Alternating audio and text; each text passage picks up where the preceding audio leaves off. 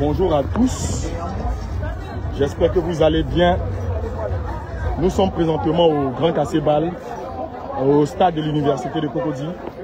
Voilà, comme vous pouvez le voir, il y a plus de 100 stands, voilà, plus de 100 stands.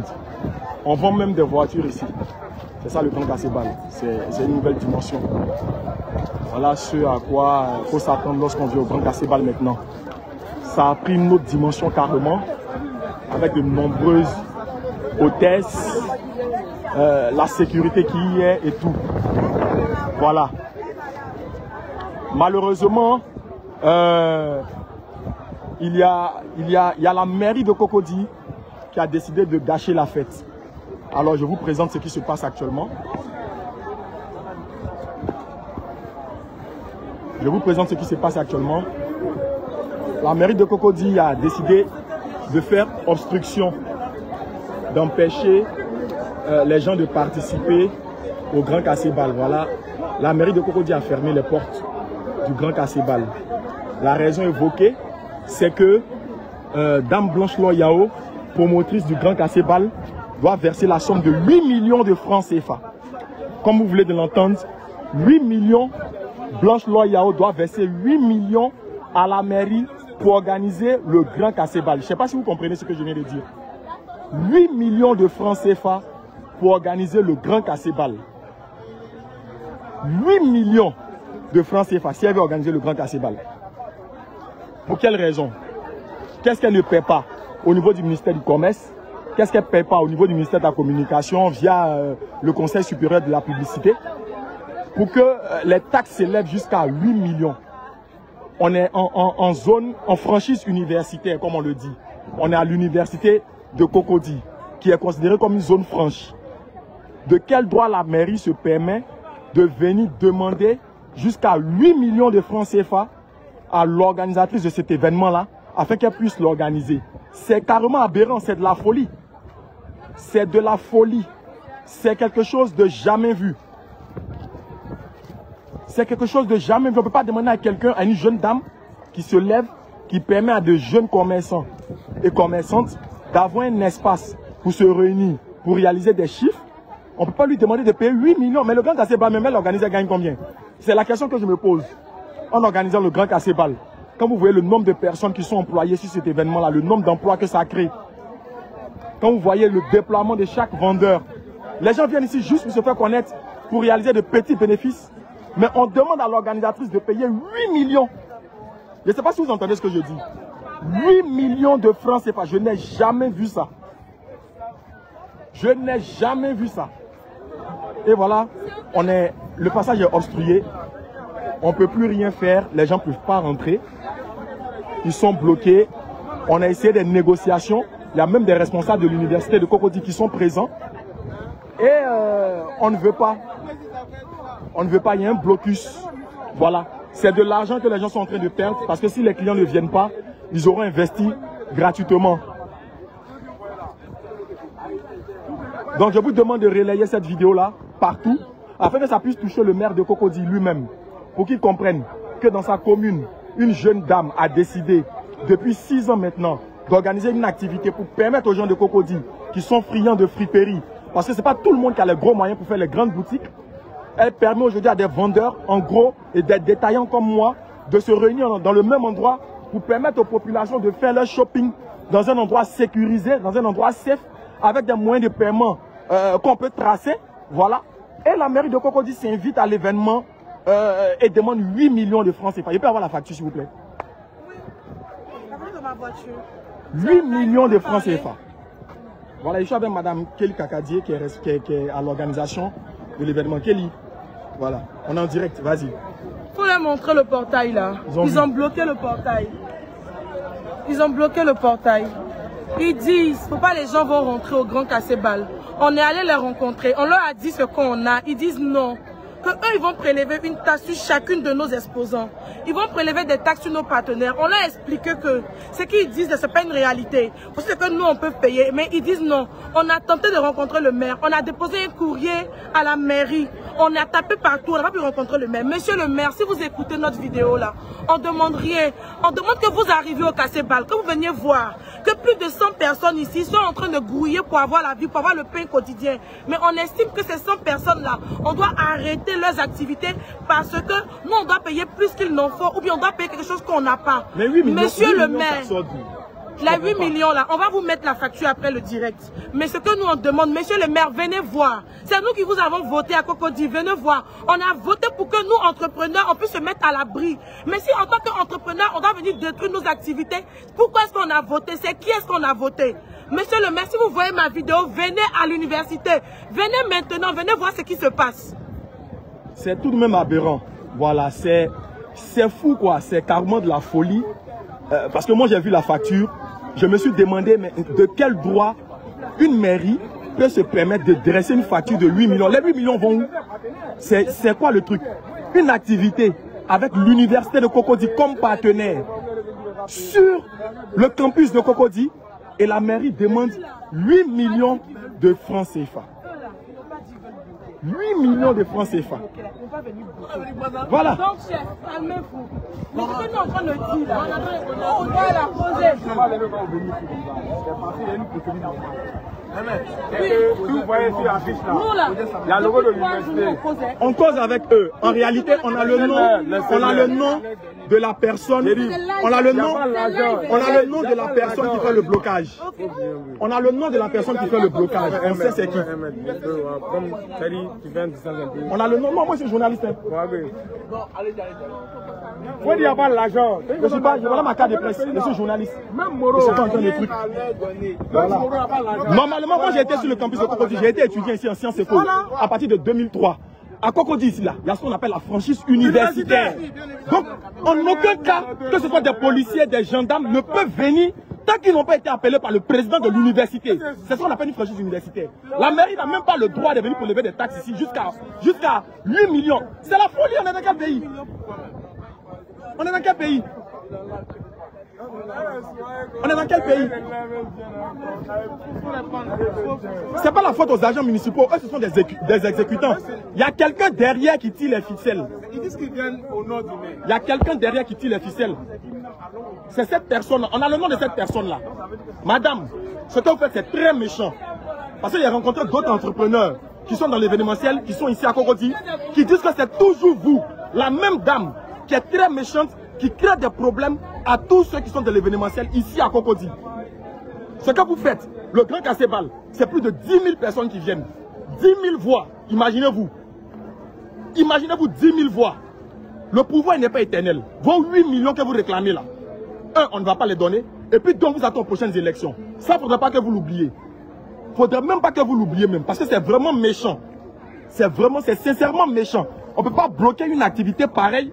Des gens vont se mobiliser pendant je ne sais pas combien de mois faire une communication. Le ministère du Commerce par exemple, lorsqu'ils ont su qu'on organisait le Grand Cassebal, ils ont contacté directement l'organisation longtemps avant. On a eu une rencontre. Ils nous ont expliqué ce qu'il fallait payer. On a négocié, on a payé. C'est dans quel pays il n'y a pas de négociation? C'est dans quel pays on ne négocie pas? Qu'est-ce que vous avez vu? Parce qu'on parle de sponsors, parce qu'on parle de partenaires, vous imaginez automatiquement que l'organisatrice gagne 100 millions. Mais si elle gagne 100 millions, elle organise une seule édition du Grand Cassebal, les pièces c'est bas. On ne gagne rien ici. Au Grand Cassebal, on ne gagne rien. Au Grand Cassebal, on ne gagne rien. Voilà. Le Grand Cassebal permet à de nombreux jeunes Ivoiriens d'avoir un emploi pendant une période. Quand les grossistes viennent là, ils permettent à des jeunes de venir acheter des habits en gros et puis ils lancent leur business. Ils viennent acheter des habits en gros et puis ils lancent leur business. Vous comprenez? Donc, c'est carrément... J'ai pas de mots. C'est la folie. C'est la folie carrément. Même les responsables de l'université de Cocody sont dépassés. On ne comprend pas ce qui se passe. C'est quoi cette attitude-là? On franchise l'université encore. Non mais quand même, madame. Jusque-là, je n'ai pas dit votre nom. Mais madame, Ressaisissez-vous. Vous êtes en train d'entacher l'honorabilité du maire.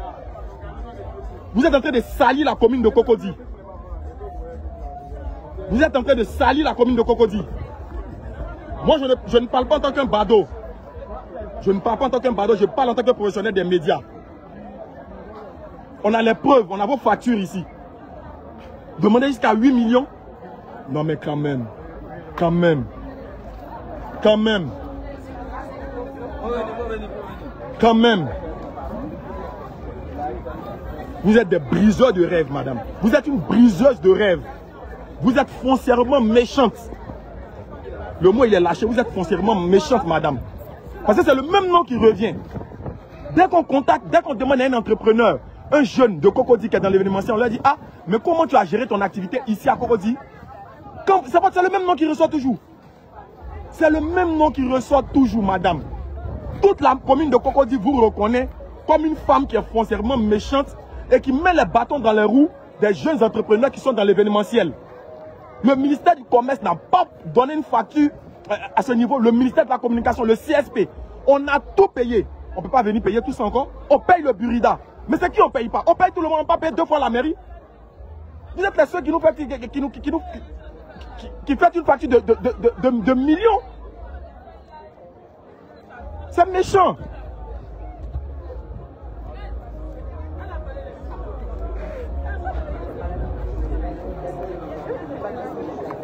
Ils sont venus empêcher le grand Cassébal. La mairie de Cocody. Ils disent de leur donner 8 millions. Ils disent de leur donner 8 millions. C'est quoi mon frère? Ça va pas. Tout le monde est en train de me chasser dans l'hôpital. Je ne suis pas parti encore. Je suis venu voir mon stand, apporter les sachets, certaines choses.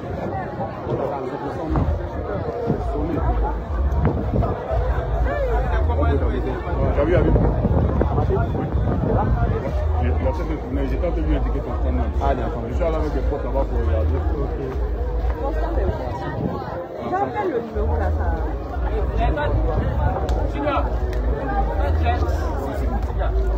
Donc comme je vous disais, Blanche, c'est quoi la situation actuellement? Ils disent quoi? Alors, depuis 2021, parce que moi déjà, je loue des sites privés pour faire le grand Cassébal. Depuis 2021, au niveau de l'Ivoire Golf Club, la mairie, non, au niveau du jardin d'Amalia, la mairie est arrivée. Ils nous ont dit que on doit payer une autorisation. Je leur ai dit que pour moi, vu que je loue un site privé, je ne savais pas que j'avais besoin d'autorisation. Puisque les espaces privés payent, c'était en 2021, payent les taxes au niveau de la mairie. Ils m'ont remis une convocation. Ils m'ont remis une convocation. Et quand je suis partie à la mairie, ils m'ont dit de payer 130 000. Voici la convocation que j'ai reçue. Ça, c'était en 2021. Ça, c'était en 2021. J'ai reçu une convocation. Et j'ai répondu à cette convocation-là. Ils m'ont dit de payer 130 000. Et depuis 2021, je fais un courrier de demande d'autorisation que je dépose à la mairie et je paye 100. Ils m'ont produit une facture de 200 et quelques mille, si je ne me trompe pas.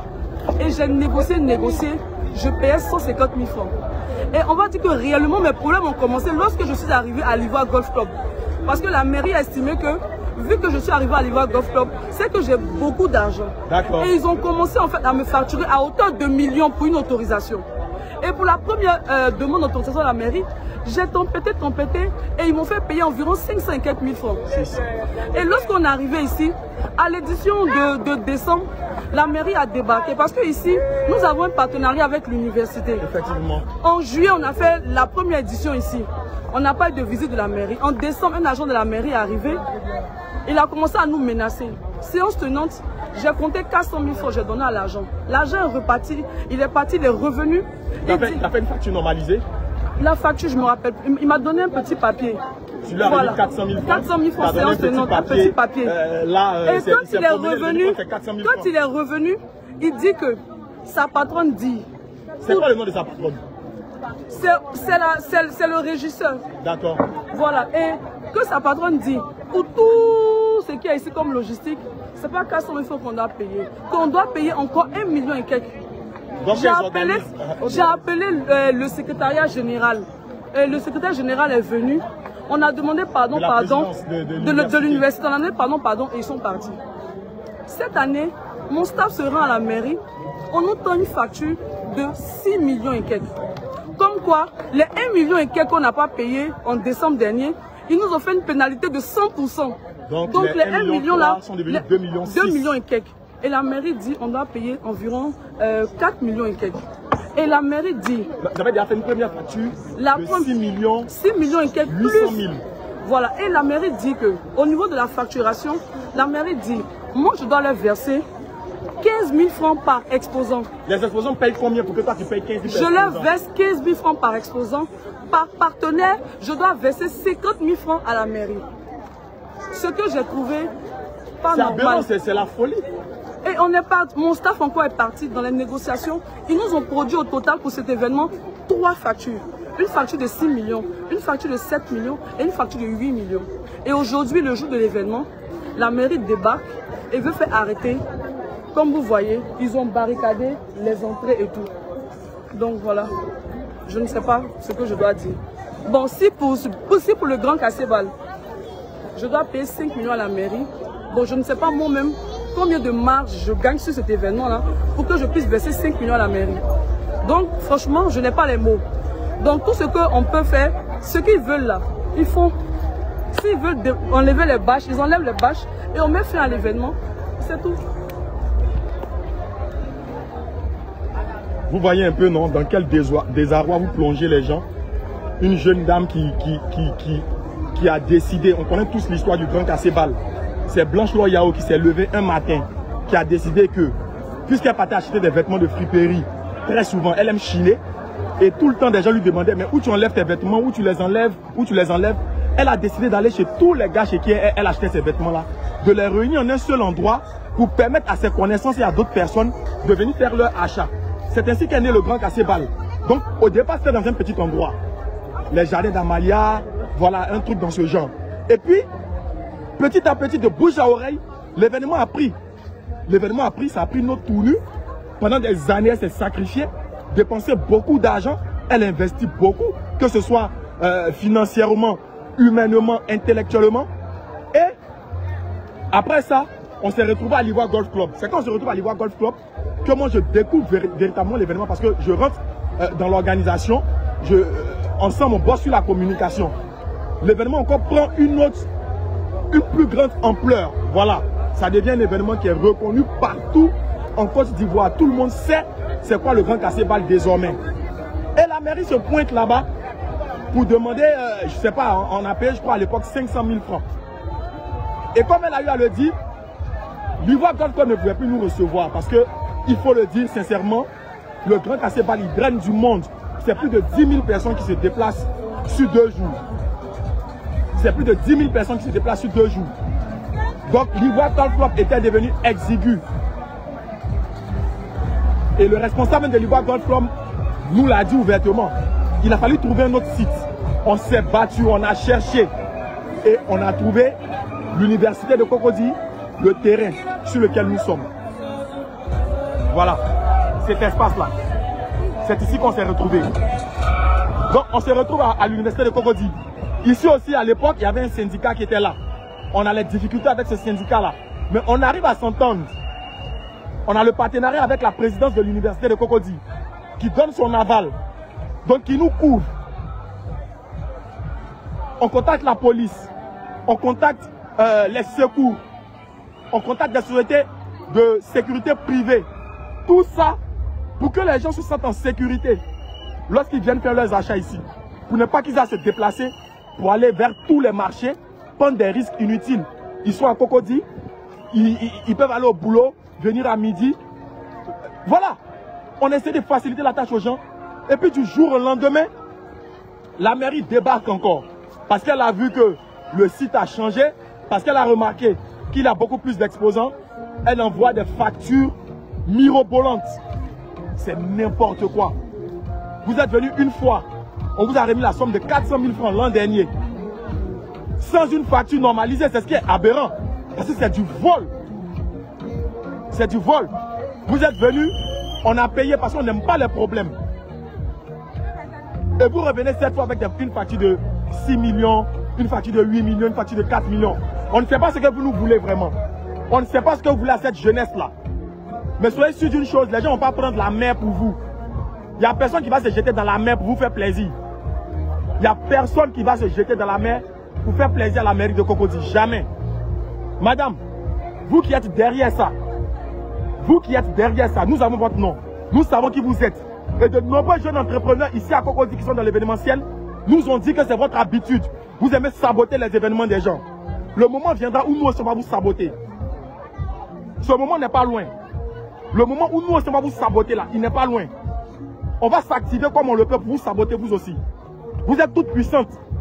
Mais ce n'est pas pour la vie. Rien n'est éternel, madame. Rien n'est éternel. Ça va prendre fin forcément. Ça va prendre fin forcément. Qu'est-ce que vous voulez que tous ces jeunes-là fassent? Qu'est-ce que vous voulez? Qu'est-ce qu'ils vont faire lorsqu'on ferme le Grand Cassébal? Il y a plein de personnes ici qui n'ont pas de boutique physique. C'est le Grand Cassébal qui leur permet de venir avec leurs articles, de rencontrer des clients, de nouer des contacts. Et vous voulez comme ça du jour au lendemain? Parce que vous voulez vous enrichir. Je n'arrive pas à comprendre ces personnes qui ont choisi un emploi qui n'est pas payé à des millions par mois, mais qui veulent vivre comme des pachas. C'est sur le Grand Cassébal que vous allez construire votre villa? Non mais soyons sérieux, madame. Soyons sérieux. Monsieur le maire, écoutez bien ce cri de cœur. C'est des jeunes de Cocody qui vous parlent. C'est des jeunes de votre commune qui vous parlent. C'est de potentiels électeurs qui vous parlent. On a plus de 10 médias qui sont présents ici.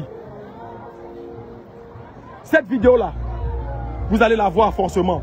Lorsque les gens vous ont trouvé dans votre bureau, il y a 2 ou 3 ans, nuitamment, c'est nous les mêmes jeunes de Cocody là, c'est nous qui avons relayé pour dire que des gens sont dans le bureau du maire de Cocody. C'est nous qui vous avons soutenu. Si c'est ça qu'on doit récolter pour avoir soutenu le maire, ah ben là, il n'y a pas de souci. Pour l'heure, nous sommes là. On attend donc ce que les autres qui vont venir d'en haut, puisque vous avez décidé de fermer l'entrée, plus personne ne peut entrer. Donc on attend la suite. Peut-être que vous allez enlever les bâches et tout. Ce n'est pas de la défiance, mais on attend juste de voir ce qui va se passer. Voilà. Devant près de 10 000 personnes, on veut voir la puissance de la mairie de Cocody. On sait que vous irez jusqu'au bout de votre activité. On attend. On attend donc que vous alliez jusqu'au bout de votre action. Allez, merci beaucoup, monsieur le maire. Merci beaucoup au régisseur. Et merci, madame. Madame, merci à vous pour tout ce que vous faites. Pour tout le mal que vous faites à toutes ces personnes-là.